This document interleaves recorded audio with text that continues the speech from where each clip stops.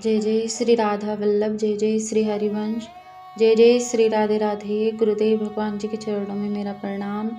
राधे राधे राधे श्याम। आज हम बात करेंगे सभी पूज्य सिख गुरु श्री राम कृष्ण के अनन्य उपासक सनातन धर्मी थे एवं गो ब्राह्मणों को पूज्य मानते थे। पूज्य संत श्री धर्म सिंह से सुनी और एक भक्ता द्वारा बताई गई जानकारी के आधार पर दिया गया है। कृपया अपने नाम से प्रकाशित ना करें। एक बड़े ही उच्च कोटि के सुप्रसिद्ध संत हुए पूज्य संत श्री धर्म सिंह जी महाराज और बड़े ही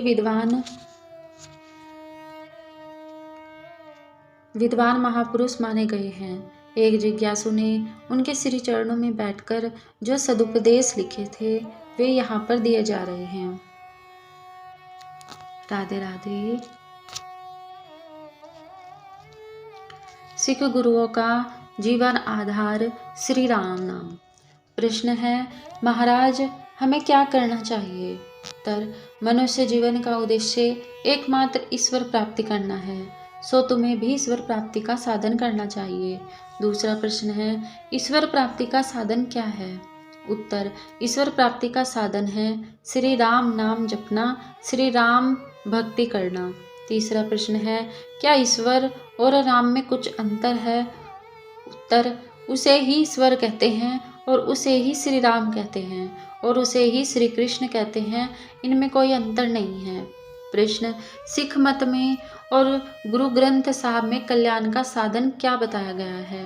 उत्तर, हमारे सिख धर्म में और श्री गुरु ग्रंथ साहब में सनातन धर्म की सभी बातों को मान्यता दी गई है।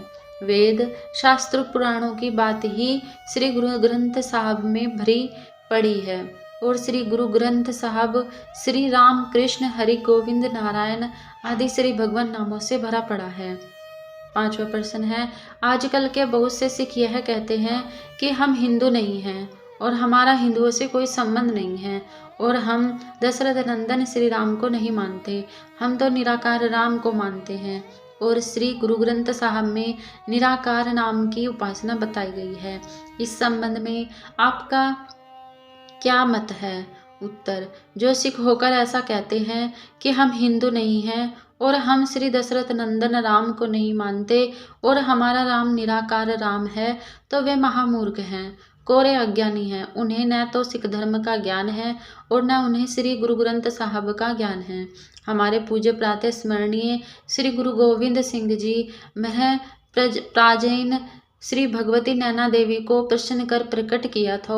उन्होंने उनसे गो रक्षा एवं हिंदू धर्म की रक्षा के लिए प्रार्थना की। यदि वे हिंदू धर्म को नहीं मानते होते तो श्री नैना देवी से गो रक्षा करने की और हिंदू धर्म की रक्षा करने की याचना क्यों करते? छठा प्रश्न है, तो क्या सिख गुरु साकार उपासक थे? उत्तर, अवश्य ही। श्री गुरु ग्रंथ साहब में डंके की चोट पर श्री राम कृष्ण की स्तुति भरी पड़ी है, तो सुनो श्री गुरु ग्रंथ साहब में क्या लिखा है। यह धन धन मेघा रोमावली, जहम कृष्ण ओढ़े कामली, धन धन वृंदावना, जहाँ खेले श्री नारायण। यह साकार भगवान श्री कृष्ण का गुणगान नहीं है तो क्या है? इसमें स्पष्ट रूप से श्री गुरु नानक देव श्री रघुनाथ जी का भजन करना और श्री दशरथ नंदन श्री राम की उपासना करना बतला रहे हैं। इससे बढ़कर और प्रमाण क्या चाहिए? रघुनाथ क्या निराकार का नाम हो सकता है क्या? और सुनो श्री राम नाम की अद्भुत विलक्षण महिमा की बात। सबसे ऊंच राम प्रकाश, निसबासर जप नानक दास, न ओ मरे न ढागे जाहिम, जिनके राम बसे मन माही। श्री गुरु नानक देव तो बाल्यावस्था से ही परम श्री राम भक्त थे और श्री राम भक्ति में हर समय सराबोर रहा करते थे तथा उन्हें बाल्यावस्था से ही श्री राम भक्ति का नशा सवार हो गया था और वे श्री राम भक्ति में चूर रहा करते थे। जब घर वालों ने देखा कि यह दिन रात श्री राम भजन में ही संलग्न रहता है और घर का कोई काम नहीं करता, इसलिए इनको खेत पर चिड़िया उड़ाने का काम सौंपा गया कि तुम चिड़िया उड़ाया कर खेत की रक्षा किया करो। श्री नानक जी खेत पर चले गए तो पर सब जीव मात्र में अपने परम इष्ट देव भगवान श्री राम को देखने वाले संत श्री गुरु नानक देव जी महाराज भला उन चिड़ियों में अपने परम इष्ट देव श्री राम जी को कैसे न देखते। वे चिड़ियों में भी अपने श्री रघुनाथ जी को देखकर कह उठे, राम जी की चिड़िया, राम जी का खेत, खाओ चिड़िया भर भर पेट। अब तो घर वालों को बहुत बुरा लगा। इन्हें खेत से हटाकर एक बार अनाज तोलने का काम दे दिया गया। श्री नानक जी से कोई अनाज तोल लेने के लिए आया।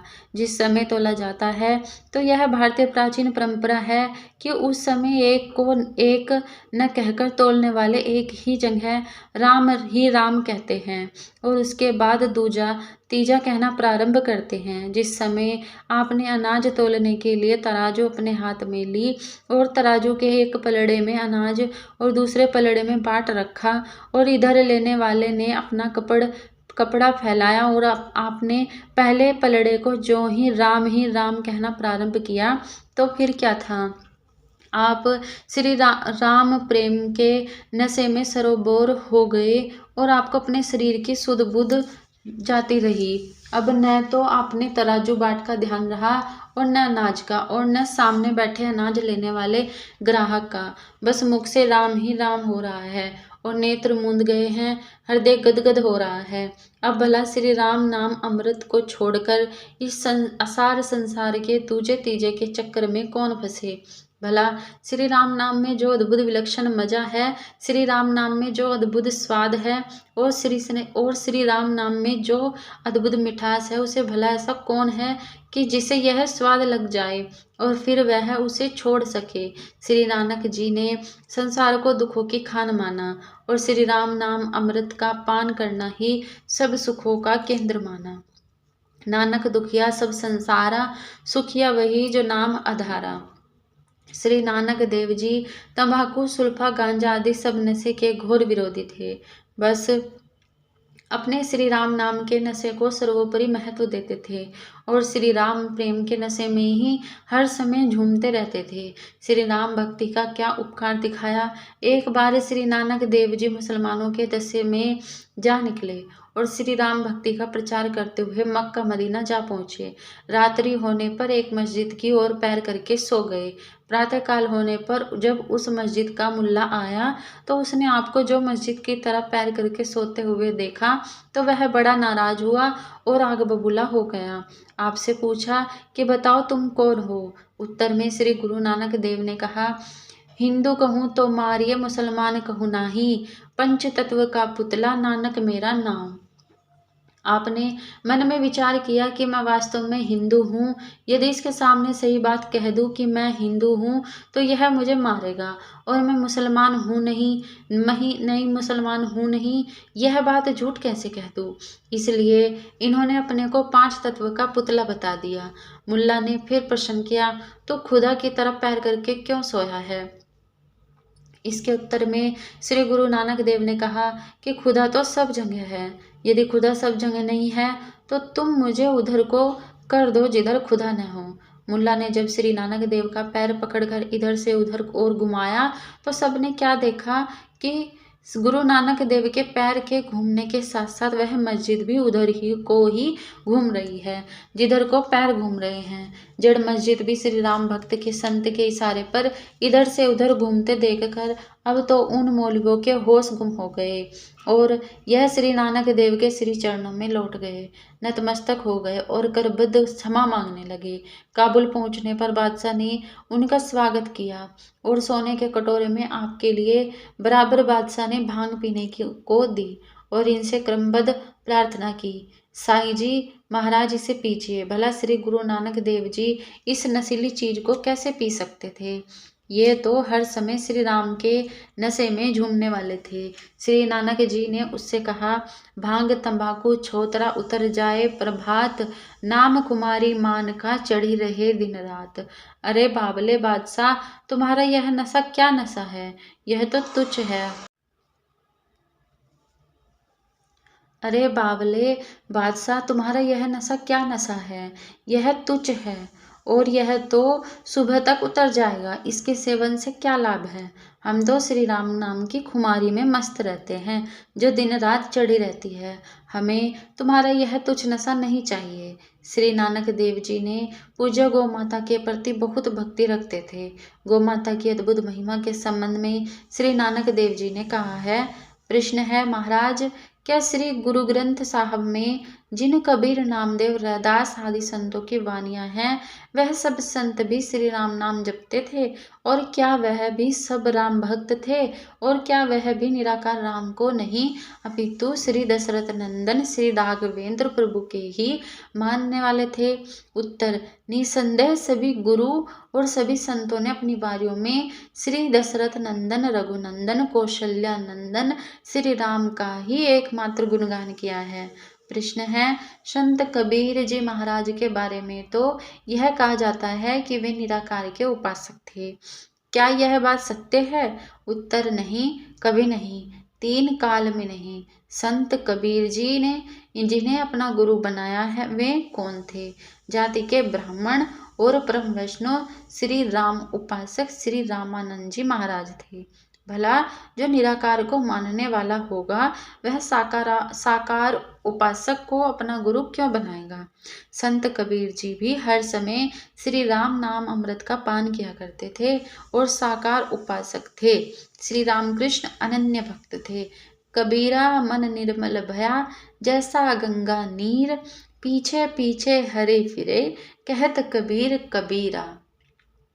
यह बात देखिए, क्या निराकार के पीछे पीछे कबीर कबीर कहते घूम सकता है? यदि घूम सकता है तो फिर वह निराकार कैसे हुआ? यदि नहीं घूमता तो क्या कबीर संत होकर झूठ बोलते हैं? और सुनो कबीर के साकार उपासक होने का प्रबल प्रमाण।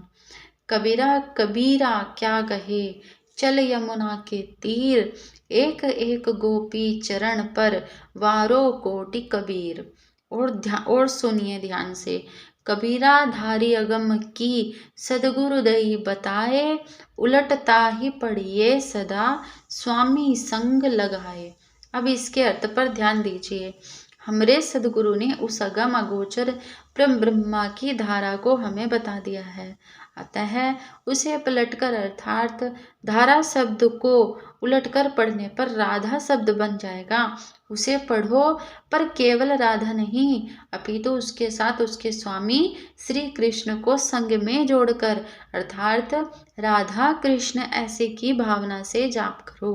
क्या आप भी उन्हें निराकार राम का उपासक मानोगे? संत कबीर जी कहते हैं, संत कबीर जी कलिकाल में कल्याण का एकमात्र उपाय श्री राम नाम कीर्तन और श्री राम कथा का श्रवण करना ही मानते हैं। निराकार की कथा कैसी हो सकती है?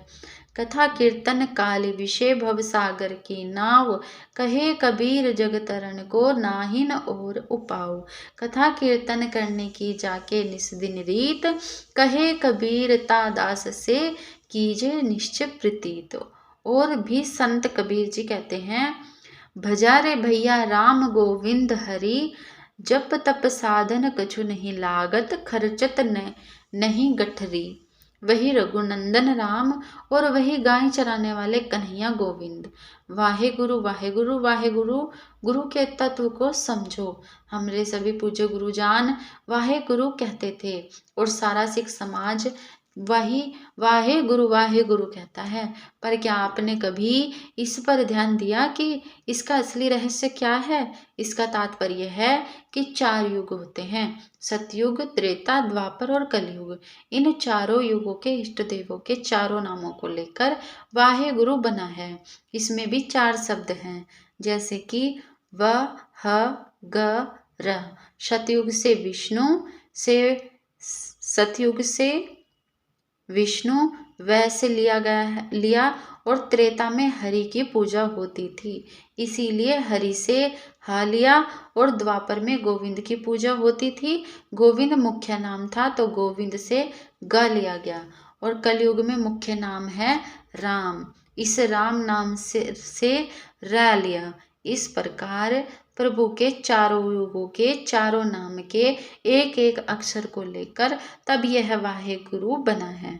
जब वाहे गुरु में भगवान श्री विष्णु, हरि, गोविंद, राम ये सब नाम लिए गए हैं, जो यह सब साकार के नाम हैं, यह निराकार के। कलयुग में एकमात्र जीव के कल्याण का साधन है श्री राम नाम बताया गया है। और यही बात वेद पुराणों ने भी बताई है। वेद पुराणों के संबंध में हमारे यहाँ स्पष्ट शब्दों में कहा गया है, वेद प्राण कतहु न झूठे, झूठे जो न विचारे। इतना ही नहीं, श्री गंगा जी की श्राद्ध तर्पण की महिमा श्री ग्रंथ साहब में आई है। आपन दे जुलू भर पानी, ते निंदे जिन गंगा आनी। आप तो अपने पितरों के निमित्त चुल्लू भर पानी भी नहीं दे सकते और निंदा करते हैं उस भगीरथ जी की जो अपने पितरों के तारने के निमित्त साक्षात श्री गंगा महारानी को इस भूतल पर ले आए। हमारे सभी सिख गुरु हाथ में माला लेकर श्री राम नाम, श्री कृष्ण नाम जपते थे और गो ब्राह्मण प्रतिपालक थे और कट्टर सनातन धर्मी हिंदू थे। श्री गुरु तेग बहादुर साहब ने तो कीनो बड़ो कुल में एक शाखा, तिलक जज राखा प्रभु ताका। चोटी तिलक युग पवित्र की रक्षा के लिए ही उन्होंने अपने प्राण न्यौछावर किए थे। सभी सिख गुरु वर्णाश्रम धर्म को मानते थे और तीर्थ यात्रा करते थे, देव मंदिरों को मानते थे और भगवान श्री राम कृष्ण के गुणगान करते थे और कथा कीर्तन करते थे। पंजाब केसरी महाराजा श्री रणजीत सिंह ने लाखों रुपये ज्वाला जी के मंदिर में, विश्वनाथ मनिदियो तथा स्वामी नारायण के मंदिर बनवाने में खर्च किए थे और वे गो ब्राह्मण के कट्टर परम भक्त थे और गोस्वामी श्री तुलसीदास जी महाराज की रामायण को एक ब्राह्मण के द्वारा बड़े प्रेम से सुना करते थे। सबके जीवन का श्री राम नाम ही आधार है। जो भी संप्रदाय अथवा धर्म के लोग कब्र पूजा, सेवा, नमन करना, माला चादर चढ़ाना करते हैं अथवा जो ग्रंथ का पूजन करते हैं वे भी मूर्ति पूजक ही कहे जाते हैं। मूर्ति का अर्थ केवल भगवान के किसी रूप की प्रतिमा का पूजन करना नहीं है। प्रत्येक मनुष्य जो अपने शरीर को भोजन कराता है, स्नान कराता है, वस्त्र और भोग अर्पण कर रहा है, वो मूर्ति पूजा ही कर रहा है। शरीर तो मूर्ति ही है, मिट्टी से बनी है। हमारे ऋषि महान थे, उन्होंने तप के द्वारा परमात्मा के स्वरूप को जाना है। परमात्मा साकार एवं निराकार दोनों है। निराकार परमात्मा ने भक्तों और प्रेमियों के कारण ही रूप धारण किया है। मूर्ति पूजा साकार से ही आरंभ करते करते निराकार तक पहुंच सकते हैं। ये भी एक गणित है। जैसे गणित में हमें कोई चीज़ मालूम नहीं हो तो उसे x मान लेते हैं और नियम अनुसार सूत्र लगाकर उसका मान निकालते हैं, वैसे ही परमात्मा हर जगह है, कोने कोने में है। हमने मान लिया कि परमात्मा इस मूर्ति में है, उसकी प्रतिष्ठा मंत्रों से की और उस मूर्ति को ही भगवान मानकर गुरु के बताए मार्ग से सेवा पूजा मंत्र से उसे सिद्ध कर लिया जाए तो भगवत प्राप्ति सहज है। भगवान तो गंदगी से गंदगी जगह में भी विराजमान है, पर क्या कूड़े कचरे की जगह पर हृदय में पूजा का भाव आएगा? क्या कूड़े कचरे की जगह पर माला जप करने में भाव आएगा? नहीं। इसीलिए मोटी मोटी भाषा में कहा जाए तो इन्हीं सब कारणों से मूर्ति पूजा और सेवा का विधान है। ऐसे हमारे संत महात्माओं में कितने उदाहरण हैं जिन्होंने प्रभु के विविध रूपों में दर्शन प्राप्त किए हैं। नाम की गिनती भी न हो सके, इतने हैं।